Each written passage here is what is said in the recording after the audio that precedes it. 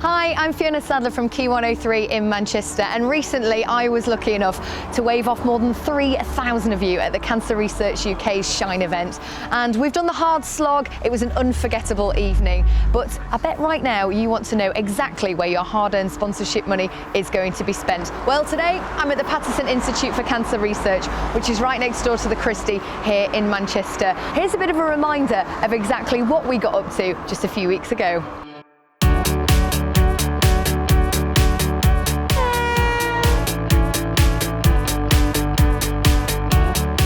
Cancer Research UK spent £17 million on life-saving research last year and also funds 250 researchers here at the Paterson Institute. It's a shocking statistic, but more than 4 people every hour are told that they have got cancer in the northwest, and a staggering 37,000 people are diagnosed with cancer in our region every year. But the good news is that cancer survival rates have doubled since the 1970s, and at the heart of all that progress and work is, of course, Cancer Research UK. Come with me and we'll go and have a look in the labs and see exactly what's going on. Fiona, welcome. Can I get you to put a lab coat on? Of course. This is Alan. He is Head of Chemistry at the Drug Discovery Unit here in the Paterson. You're going to be taking me on a little bit of tour of what's going on. Absolutely. And tell me some details about what exactly happens here at the Paterson. Certainly. Well, the Paterson Institute is a core-funded Cancer Research UK research institute.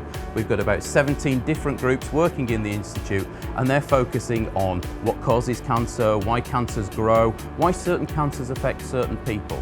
Now, our job is to turn all that fantastic research into treatments for patients in the hospital next door. Everything you see in the lab, we couldn't do any of this without the Cancer Research UK funding, and the Shine funding is a critical part of that. They are hoping to raise £500,000 in sponsorship money. What could that buy you in this lab?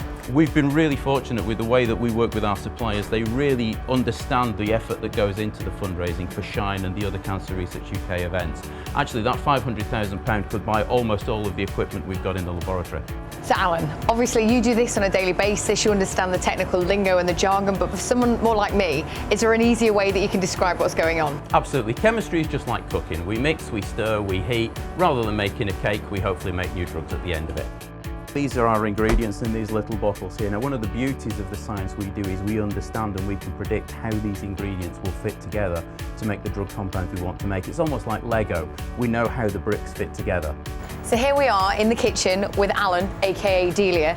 Can you tell me what's going on here? What are these hieroglyphics? This is how we plan out how the ingredients fit together, and then we move them into our mixing bowl and our oven, and hopefully those ingredients combine and create the drug that we want to make.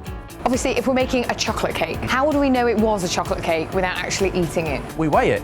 We use a pair of scales. Just like you'd use a pair of scales in the kitchen, we don't weigh in ounces and grams. We weigh using this machine. On the molecular level, we can weigh individual molecules of our chocolate cake to see whether we've made the right thing or not. Now this looks exciting. And this is it. This is the end product. This is effectively our cakes. This is what we make. These white powders are made with the intention that one day these may well become a drug. And here was me thinking that it was just a drawer full of lipstick. So, Alex, this is a really impressive piece of kit, but what does it actually do? Well, this is our way of actually tasting the cake.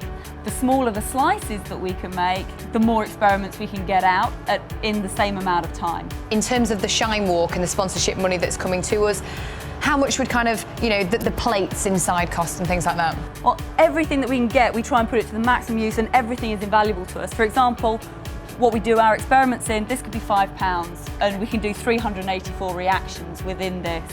And this goes up to several £100,000, but it's making the best out of time efficiency. And talking about time, when am I going to get my cake? Probably by the end of the day. Yes. So we've done it, we've made our cake, and thank you to everybody here at the Paterson Institute for showing us the research and where your money from Walking Shine can actually go to. And of course, you've done the hard slog. I hope your feet aren't hurting too much at the moment, but you still have one further step to take. Don't forget to get your sponsorship money in as soon as you can, because every penny really does count.